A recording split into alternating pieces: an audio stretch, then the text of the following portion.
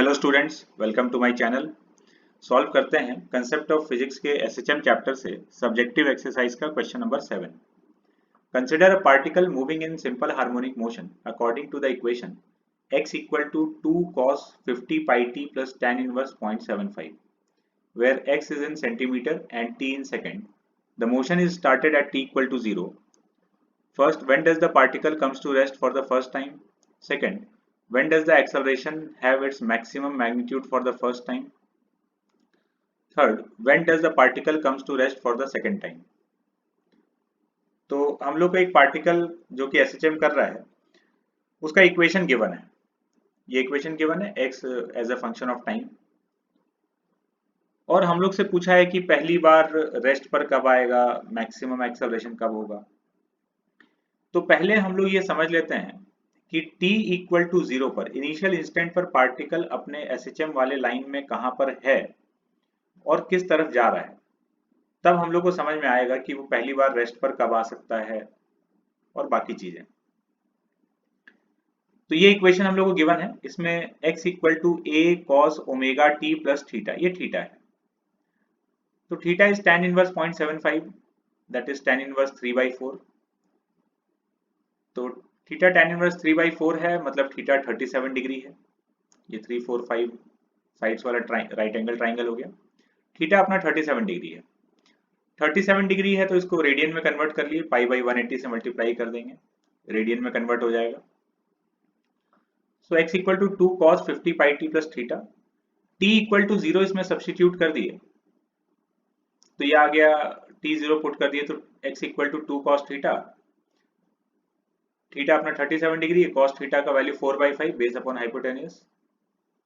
तो cos theta का value 4/5 तो ये 1.6 आ गया। t इक्वल टू 0 पर x का वैल्यू 1.6 है। अब जरा वेलोसिटी का डायरेक्शन देखते हैं।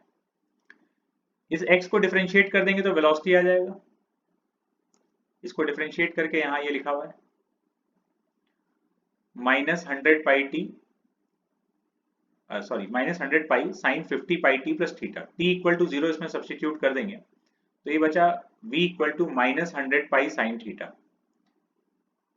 थीटा अपना साइन थीटा का वैल्यू जो भी है ये पॉजिटिव है, तो ओवरऑल ये वैल्यू नेगेटिव हो गया। साइन थीटा पॉजिटिव है तो ये वैल्यू नेगेटिव हो गया, मतलब वेलोसिटी नेगेटिव है। तो t इक्वल टू 0 पर अपना पार्टिकल 1.6 पर है और नेगेटिव डायरेक्शन में जा रहा है। ठीक है, तो पूछा है कि पहली बार रेस्ट पर कब आएगा। तो रेस्ट पर आता है पार्टिकल एक्सट्रीम पोजीशन पर। दो एक्सट्रीम है, एक पॉजिटिव एक्सट्रीम और एक नेगेटिव एक्सट्रीम। तो इनिशियल कंडीशन देखने से हम लोग को ये समझ में आ गया कि ये सबसे पहले अपने नेगेटिव एक्सट्रीम पर पहुंचने वाला है। तो वेलोसिटी 0 होगा at x equal to -a, negative extreme पे। -a मतलब -2, यहाँ पर एम्पलीट्यूड 2 सेंटीमीटर है। तो x की जगह हम लोग ये जो इक्वेशन है अपना, x की जगह -2 पुट कर दिए, -2 रख दिए तो cos 50 pi t plus theta equal to -1। cos का वैल्यू अगर -1 है तो ये पूरा जो इसका आर्ग्यूमेंट है ये पाई के बराबर हो जाएगा। This is equal to pi, 50 pi t plus theta is pi. तो t equal to pi minus theta upon 50 pi. Theta का वैल्यू हम लोग रेडियन में कैलकुलेट किए थे, 37 पाई बाई 180 पुट कर दिए, और यहां से अपने पास टाइम का वैल्यू आ गया 1.6 into 10 to the power -2 seconds. Second part में पूछा है कि मैक्सिमम एक्सेलरेशन पहली बार कब होगा। तो मैक्सिमम एक्सेलरेशन होता है एक्सट्रीम पोजीशन पर, वही जहां पर वेलोसिटी 0 होता है वहां पर एक्सेलरेशन मैक्सिमम हो जाता है। तो पहली बार ये कौन से एक्सट्रीम पे पहुंच रहा है, नेगेटिव एक्सट्रीम पे। तो वही जो फर्स्ट पार्ट का आंसर था वही सेकेंड पार्ट का आंसर हो जाएगा। जब वेलोसिटी 0 है उस समय एक्सेलरेशन मैक्सिमम है। तो time is 1.6 into 10 to the power -2। Third part में पूछा है कि सेकेंड टाइम वेलोसिटी कब 0 है। ये हम लोग से थर्ड पार्ट में पूछा गया, when does the particle comes to rest for the second time, दूसरी बार वेलोसिटी 0 होने का समय। ठीक है, दो तरीके हैं अपने पास, एक थोड़ा बड़ा तरीका है, एक छोटा तरीका है। पहले बड़ा तरीका देख लेते हैं। वेलोसिटी 0 हुआ तो अब ये कहां पहुंचा होगा।